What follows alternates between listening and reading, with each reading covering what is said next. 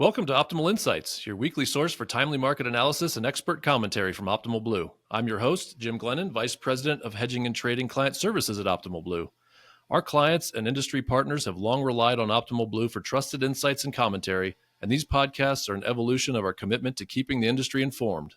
Let's dive into today's episode. Welcome, gents. Jeff, Ben, thanks for being here for our final podcast of the season. Everybody looking festive today. Happy holidays. Right. Happy holidays. We'll get right into it here in a minute. We're going to do, as always, with Ben, we'll do the economic update. Last week we did a year in review. So we reviewed 2024. Obviously, there were a million things that happened, but we highlighted some things that happened in the economy and around the globe, and then focused on some things that revolved around our industry. And this week, we're going to talk a little bit about 2025 and things to watch out for. Obviously, we don't know what's going to happen next year, but there are some things that could happen, or some areas of the economy or the new administration that we should keep an eye on because it could affect interest rates, volume, regulation in our industry. So we'll get into that as well. And then we'll tie out the year. This will, again, be our last podcast of 2024. A bit of a reminder, the Optimal Blue Summit is coming up February 3rd through the 5th in San Diego. Get a hold of the special that's going on right now. You can get a discounted registration fee by typing in holidays, all capital letters, holidays. And remember that Tony Hawk will be there. Jeff just pointed out Tony Hawk is from San Diego, so a little bit of a homecoming.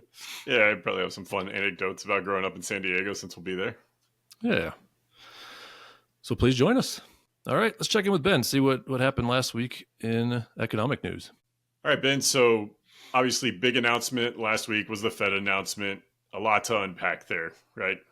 Yeah, a lot to unpack. I do want to mention, glad to see you're in festive spirits this morning, McCarty. I managed to defeat him in fantasy football thanks to Brandon Aubrey. So thank you for showing up and being a good sport here, McCarty. Beat by a kicker is not a good way to go into the holiday season, but I showed up in spite of it. So yeah, that was a little bit of a rough loss. Thanks for pointing that out. Well, yeah, kind of a sad commentary on the Cowboys that their star player is their kicker at this point. So yes, thank you for pointing that out to the entire market. Appreciate that. I'm sure there's a lot of that going around, right? Tis the season for fantasy football playoffs. Yeah. So speaking of bloodbaths, let's talk about that Fed meeting. Just kidding. It wasn't a bloodbath. I mean, the Fed meeting was, unfortunately, we saw a pretty big sell-off.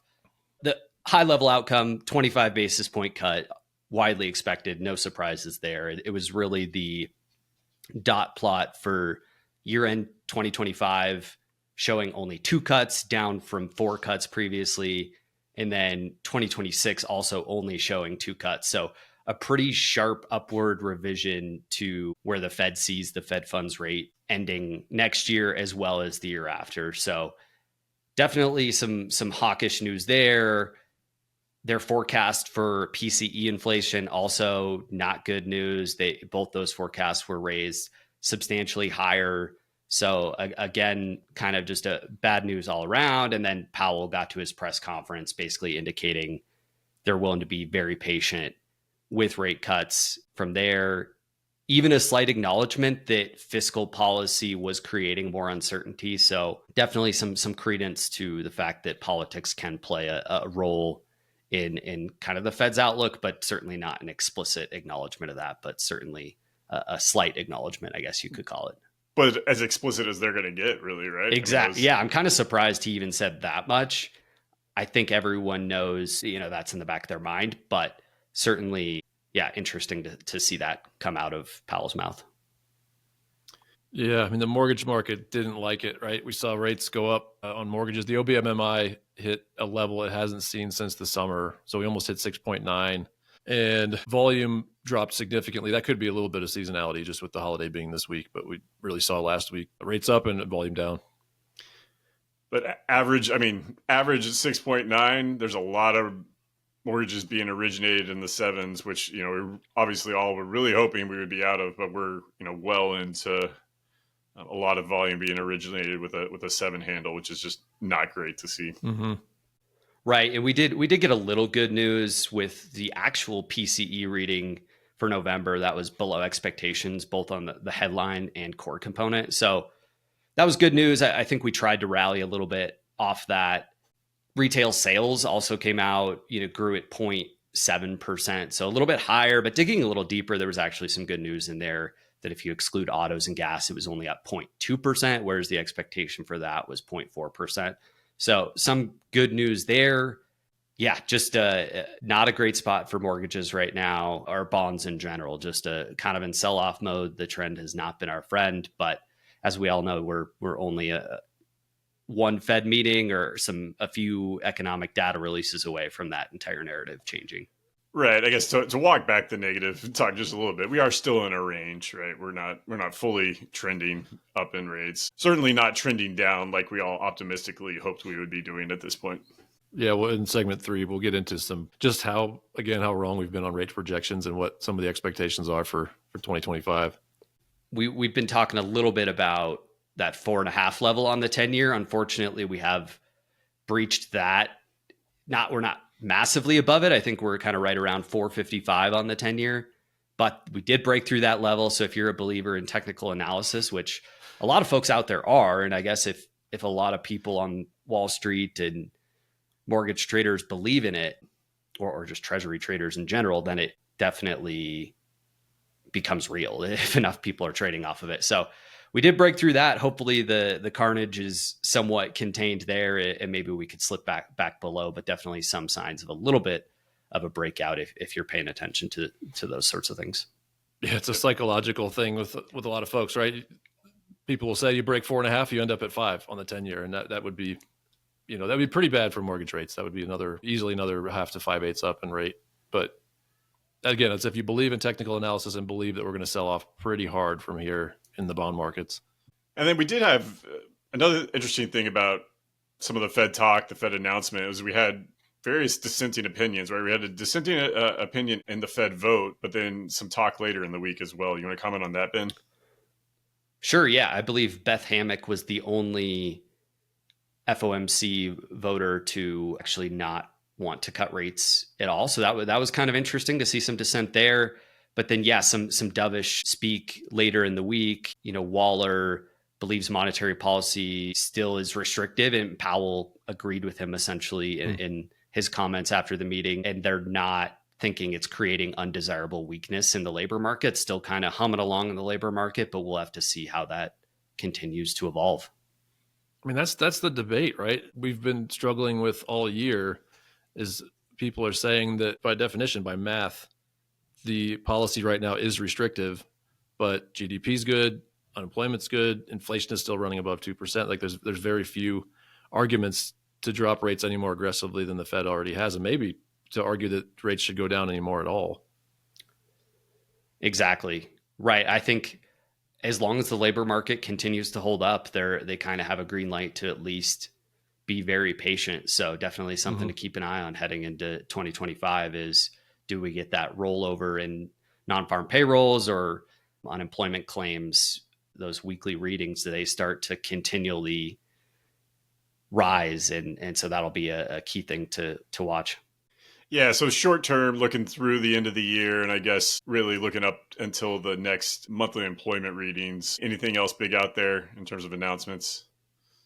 Honestly, not really. It'll be the non-farm payrolls for December. We could look at unemployment claims weekly; those come out. But again, you don't want to make too much out of 1 week readings there. So definitely kind of keep an eye on the trend of that for sure. But I doubt we'll get any major revelations these last few weeks of the year. And so it really is going to kind of turn into typical holiday weeks where we have liquidity issues. There's some volatility. You could get investors backing off pricing. So definitely good to be aware of all those phenomenons that tend to happen during these weeks and trade accordingly. Or if you have the ability to hold for maybe, the new year, or at least pick days that are not half days and make sure the market is looking good. That's always a smart move.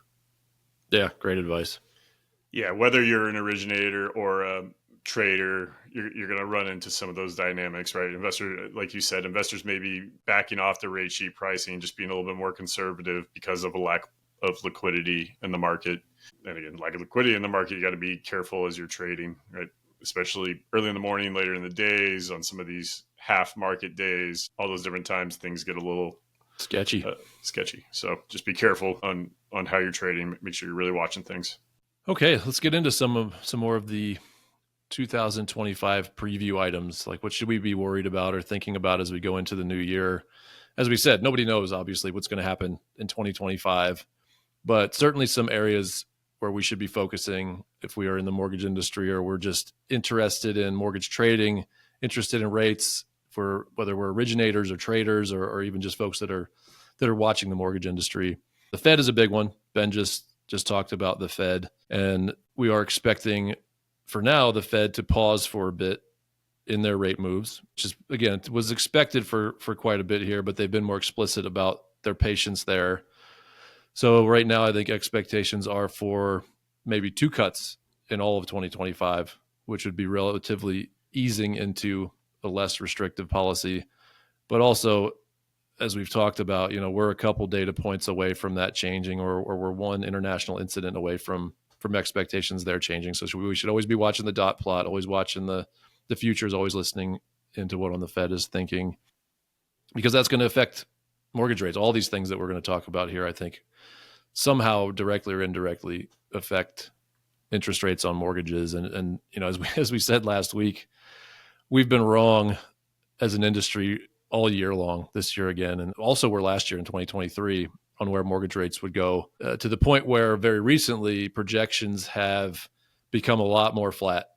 So if you look at almost anybody's projections for the next couple of years in mortgages, you're going to see a 6 handle on almost everything, which is good. We're not seeing a 7 or an 8, but we're also not seeing any 5s out there. We follow a bunch of forecasters, but Fannie Mae has some good forecasts you can read about. MBA, obviously, a lot of the big banks like Wells Fargo will keep an eye on mortgage rates and have models that forecast those out. And they're all in a pretty tight bunch right now, calling for, rates to drop in 2025 by maybe a half point in mortgages and then stick in that range into 2026. So going into 2026, approaching 2027 at like a 6.1 to 6.25 range. So super interesting that has changed drastically from, if you went back to January of this year, people were calling for, by 2026, 27, folks were looking at high 4s, low 5s. So quite a significant difference in terms of, if you follow mortgage rates.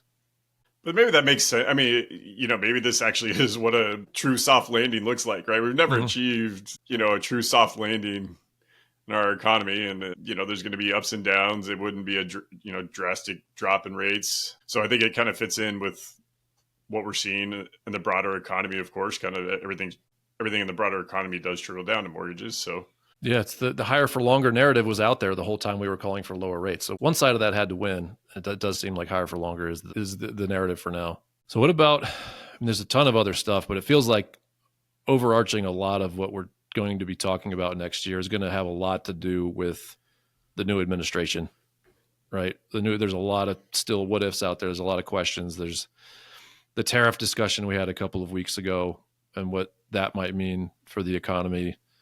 There's the spending, the government spending that shows no signs of slowing down. What does that look like for inflation and for jobs? Yeah, the two big things kind of right off the bat, I think, will be immigration as well as extension of the, I think, 2017 tax cuts in Jobs Act. So it seems likely we'll probably at least get an extension of that, maybe some additional changes as well. But yeah, those will be big things to watch. How much are we adding to the deficit? Are there some, maybe on the immigration side, is there something that's going to occur there that perhaps stokes inflation further? So definitely something to keep an eye on there. And like you said, with tariffs, like, could that actually cause lower growth? And we could actually see lower rates from that, even though another impact of that might be inflation. So definitely a lot of moving pieces there. So we'll have to see how those political winds kind of change and what actually comes into effect on those. Right. And we already saw some of that play out over the past week and this weekend with the potential government shutdown and, all the discussion around Elon Musk and Doge. And, there's still, right, even though a lot of people think Elon is all powerful, he's still got to get through Congress for a lot of these things. So how much does Congress push back on some of these Doge concepts? when they have constituents to keep happy, and they're not going to want to cut spending across the board. So seeing some of that play out, we're starting to see some of that play out already, and that'll continue into 25. Yeah, just a lot of talk so far, right? So I'm kind of on the edge of my seat to see what's actually going to happen and how it's going to affect us. But yeah, it's just to recap, it's the possibility of mass deportations that's going to certainly affect the labor market and could affect wage-based inflation. The budget overhaul, so that's the Doge and Ramaswamy and Elon Musk looking to cut big pieces of government budgets. And then there's the tariffs piece, and then there's spending in general, right? And what does that do to inflation and just overall global growth? Thinking about how some of those concepts do affect our industry, right? How does that get into GSE reform and overall deregulation in our industry, right? Are there going to be broad cuts to some of these government agencies, whether it's the FHFA, Ginnie Mae specifically, indirectly through Fannie and Freddie, watching some of that play out? Obviously, like we've talked about, I don't think our industry is front and center in terms of concerns of the new administration, but eventually we kind of will probably have our time in the limelight, for better or worse, for some of these items. Yeah, they haven't commented a ton on mortgage-specific deregulation, but because it's a Republican government largely now, there's going to be some favor towards deregulation. And in the past, I believe Trump has talked about GSE reform or even taking the GSEs out of conservatorship. I think a lot of folks have talked about going after the CFPB, which also has an impact on what goes on in the mortgage industry. And there's going to be turnover. Every time there's a change in government, there's turnover in the CFPB and the FHFA, for instance. So there's just going to be different brains thinking in different ways and with different priorities. Yeah, going back to the GSE reform, that'll be really interesting. Obviously could have massive impacts on not just the mortgage market, but the entire bond market generally. An interesting article we kind of saw came from Wayland Global Advisors, kind of talking about what that could look like and some of the ramifications. We don't need to get into all that right here, but kind of the potential for the downgrading of a lot of agency MBS debt and how that could affect really the financial ecosystem as a whole. So definitely a lot of things there. And that's something that's probably going to play out over years if it is going to be a priority, like you hinted at, Jim. It probably doesn't need to be. It doesn't seem like that's not low-hanging fruit. It's a complicated project. So definitely a lot still needs to come out before we have any idea of what that's going to look like, but definitely something big out there that's kind of lingering that could have major impacts to keep an eye on. And as always, we'll keep all of you informed on these things because they're going to be super interesting topics for us to bring up on the podcast.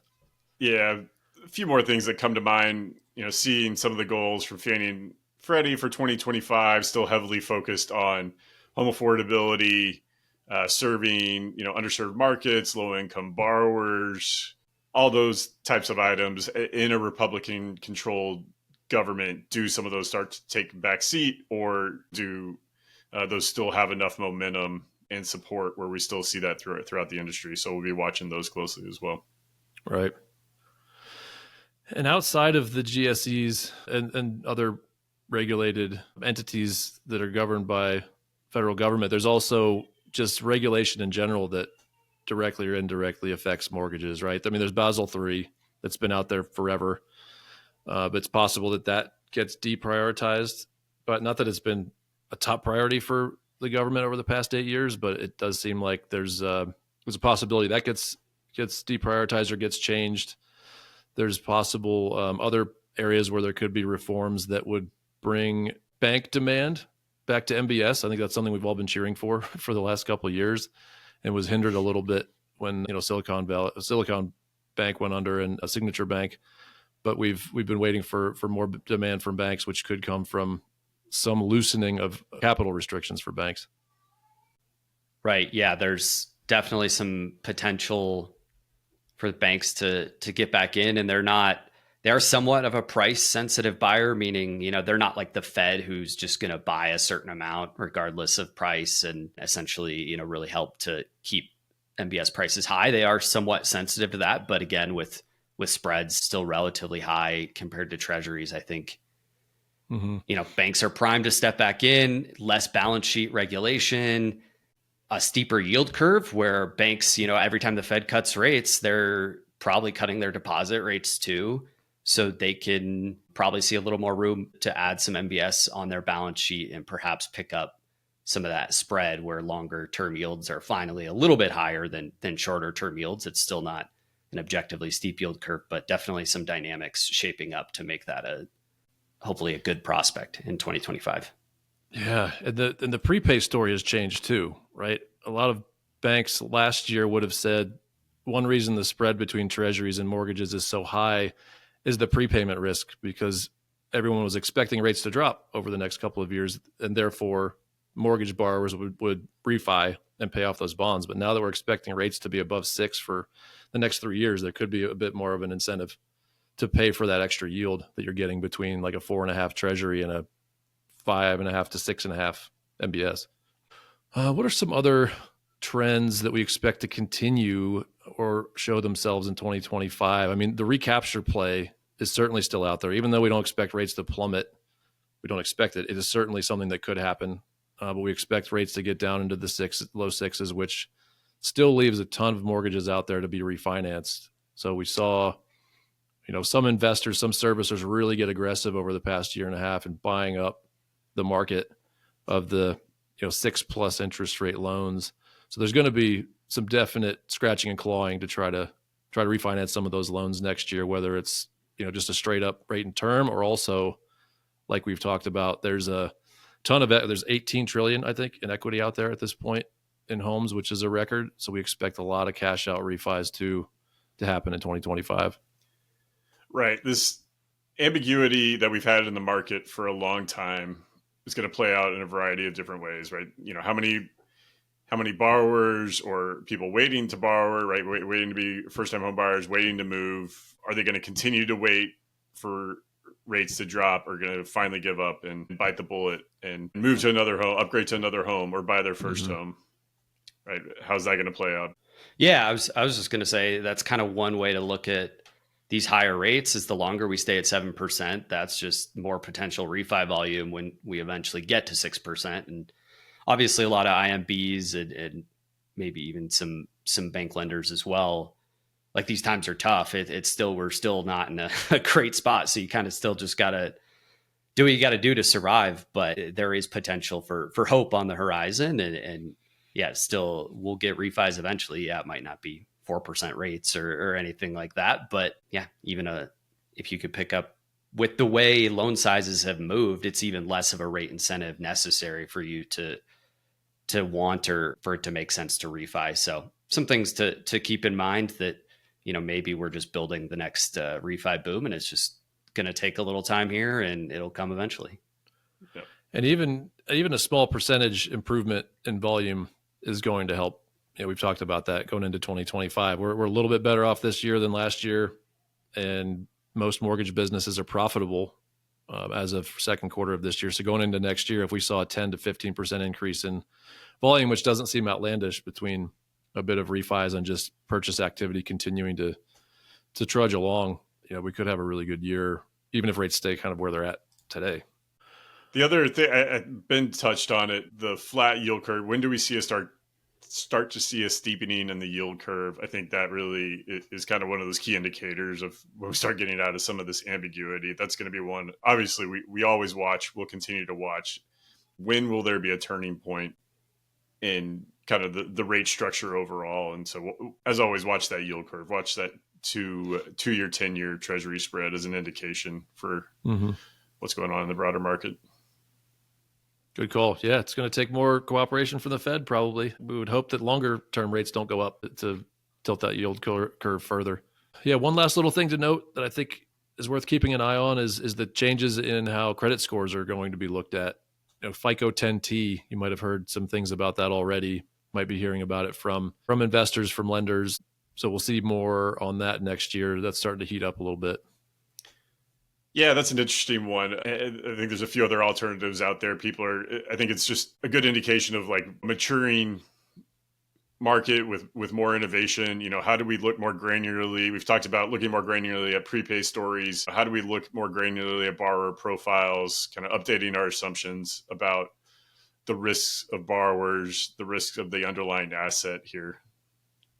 Right. So FICO 10T, essentially, right? The short story is, instead of looking at a FICO score at one point in time, where a borrower could potentially manipulate that a little bit by paying off some debt or making changes in their spending habits, it looks at a trend of the borrower's credit score over time.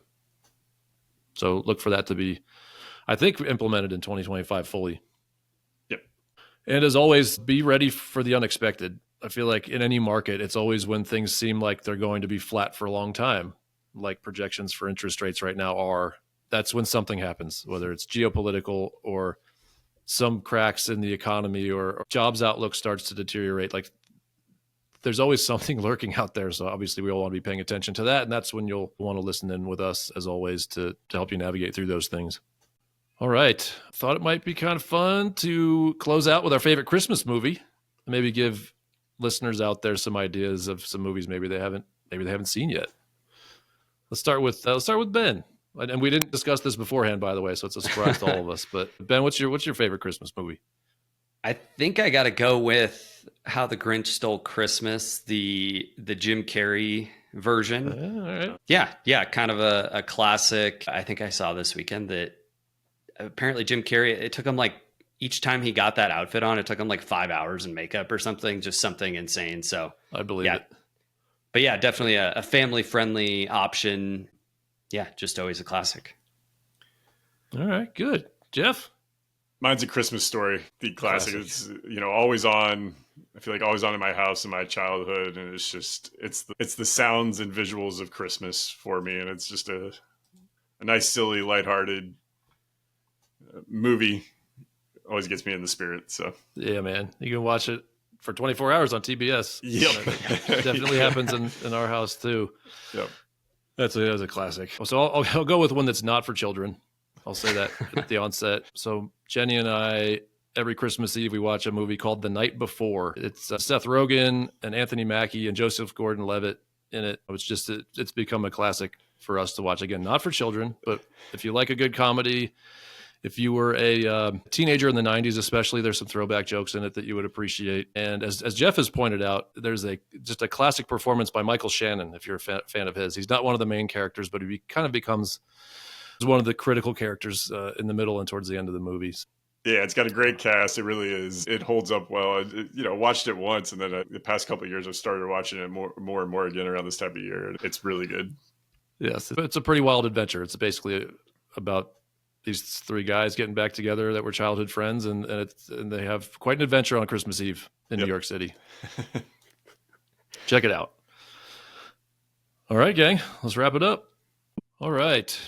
Everybody, please make sure that you register for the summit. Again, this is our last podcast of 2024. We will not have one next week unless something happens. We're always going to keep you informed if there's any sort of major news or major situation that justifies having a conversation about how it might affect the mortgage market, especially. But otherwise, we'll see you in 2025. Huge thank you to everybody who has listened to us for the past several months. Huge thank you to the podcast team here at Optimal Blue. That includes our marketing team and the folks whose faces are on the screen right now, as well as tons of other guests we've had on. I just want to thank you so much for producing this event. And the desk, want to thank our team on the desk in Denver and in DC and in San Francisco, and just all of OB, who just make this just a wonderful, super nice place to work. So appreciate everybody, and happy holidays, Merry Christmas, Happy Hanukkah, Happy Kwanzaa, and Happy New Year. That's it for today. Join us next time for another episode of Optimal Insights, where we'll continue to provide you with the latest market analysis and insights to help you stay ahead. Don't forget to follow us on LinkedIn for more updates and to access our latest video episodes. You can also find each episode on all major podcast platforms. Thank you for tuning in to Optimal Insights. Be part of an event that will shape mortgage innovation and lender profitability. This client-exclusive event will feature sessions exploring AI trends, profitability strategies, market insights, and more. Plan to attend the Optimal Blue Summit from February 3rd to 5th, 2025 at the Marriott Marquis San Diego Marina. Don't miss your chance to shape the future of mortgage technology. Register now at summit.optimalblue.com.